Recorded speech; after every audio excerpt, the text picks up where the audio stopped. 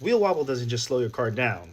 It sends vibrations through the chassis, and that's how cars course out.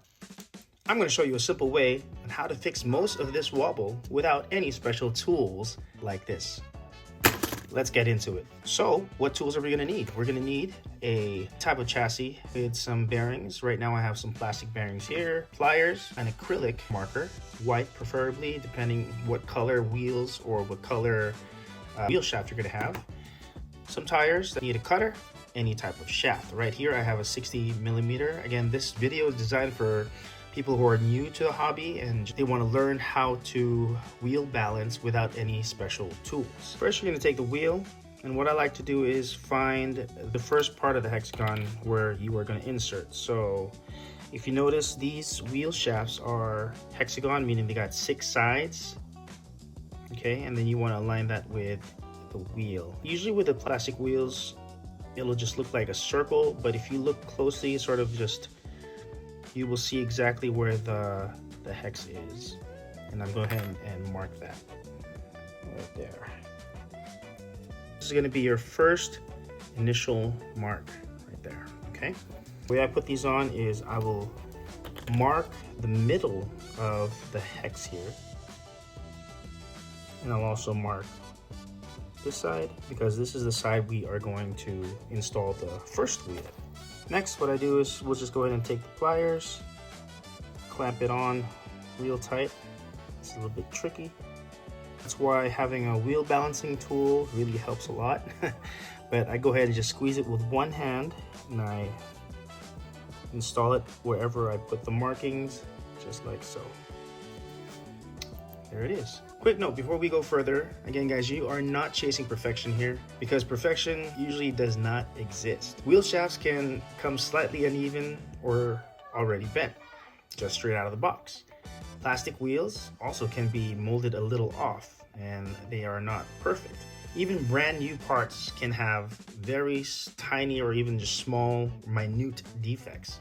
And every once in a while, you can get lucky. But in this case, we are not.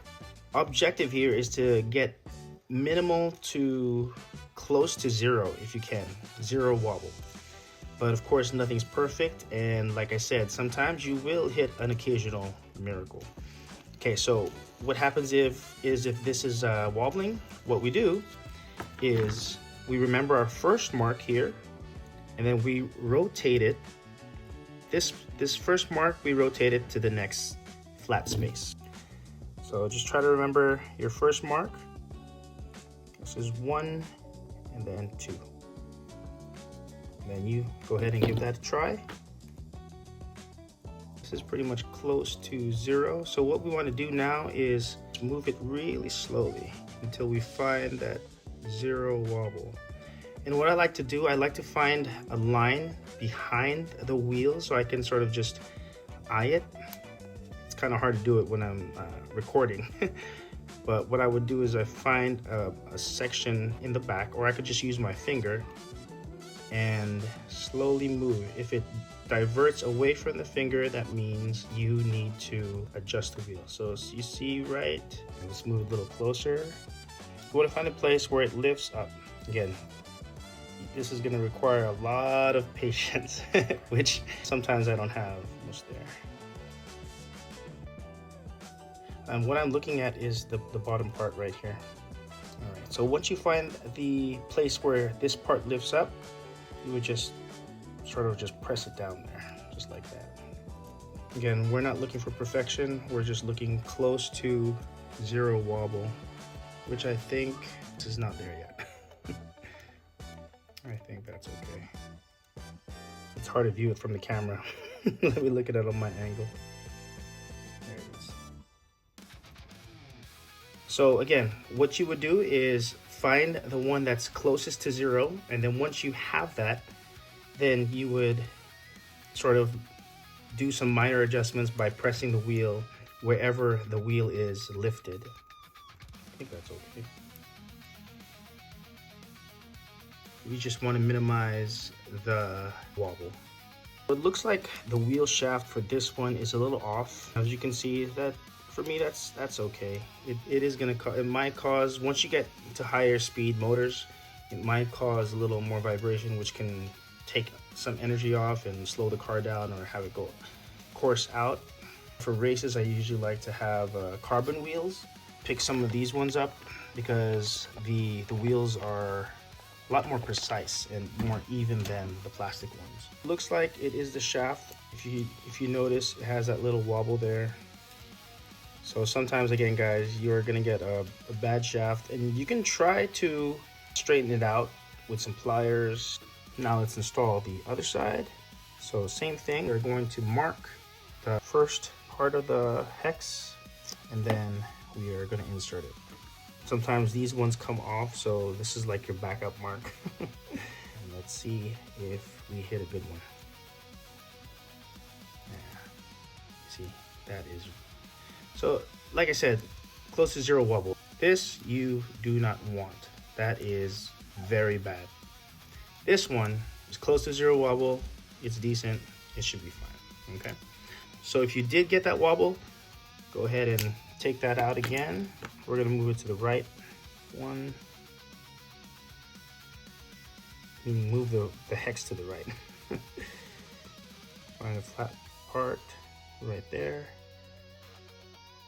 Squeeze and install. Okay, I think this one was worse. This one increased the wobble even more. So what you want to do is just keep rotating it until you find the right one. In this case, if all of the flat edges do not work, then your next solution is, of course, especially for those of you who just bought one kit or still saving up for your next kit, and all you have just one shaft, the next thing you could do is you're just going to have to find, again, the high part. For example, right there. Once you find that part where it lifts up, you're just gonna slowly, gently press it down until you get to have it balanced. I think we almost have it there.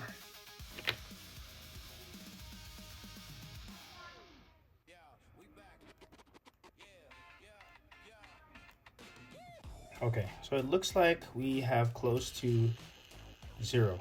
So better than that last wobble we had. So now there you go. Your wheels are somewhat balanced. So once you're done with that, go ahead and mark the wheel.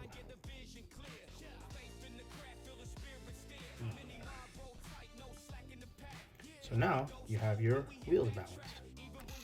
Yeah, it's not perfect. I see still a little tiny wobble there, but again, that's the best you can do with the minor flaws when it was done in manufacturing. This one went off just a tiny bit. So the problem is when you are balancing this wheel, sometimes the other one will come off too. All right, so once you have your wheels close to zero, now we are gonna go ahead and move on to tires. Hey guys, sorry to interrupt. I did not realize this video was gonna be too long, so I decided I'm gonna divide it into two parts. First part's going to be for the wheel balancing, and second part's going to be for the tire installation. Now, if you guys have another method that you'd like to share, remember there's a lot of newbies who are probably just watching but don't want to say anything. So please drop a comment below on how you balance your wheels. I'll see you in part 2.